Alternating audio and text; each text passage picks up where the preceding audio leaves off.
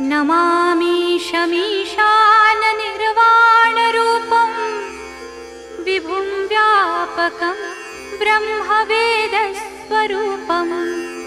अजं निर्गुणं निर्विकल्पं निरीहं चिदाकाशमाकाशवासं भजेऽहम् निराकारमोङ्कारमूलं तुरीयं गिराज्ञानगोतीतमीशं गिरीशं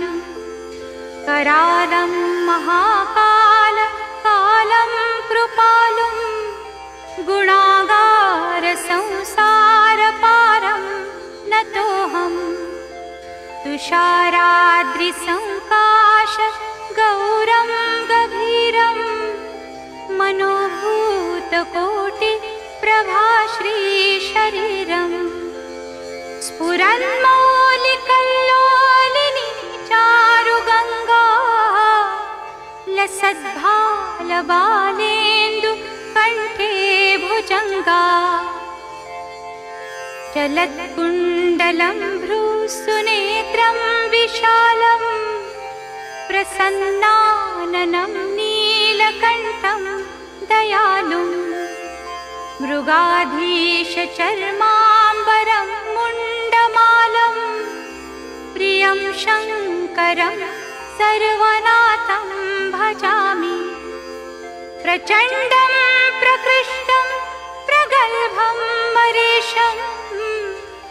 अखण्डं मजं भानुकोटिप्रकाशम् त्रयशूलनिर्मूलनं शूलपाणिं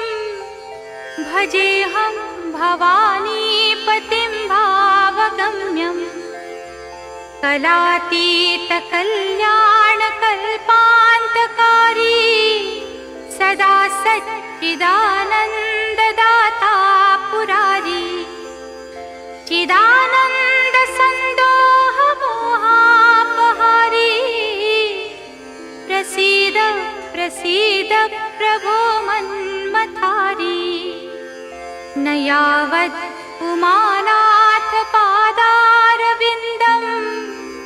भजन्ति हलोके परे वा नराणां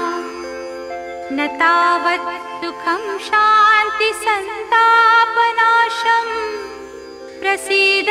प्रभो सर्वभूताधिवासम् न जानामि योगं जपं नैव पूजा नतोऽहं सदा सर्वदा शम्भुतुभ्यं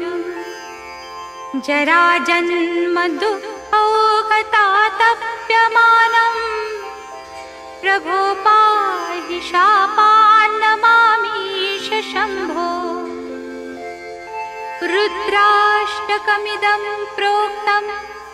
विप्रेण हरतुष्टये ये पठन्ति नरा भक्त्या तेषां शम्भुः प्रसीदति इति श्रीमद् रामायणे विप्रकृतं रुद्राष्टकं श्रीशिवार्पणमस्तु।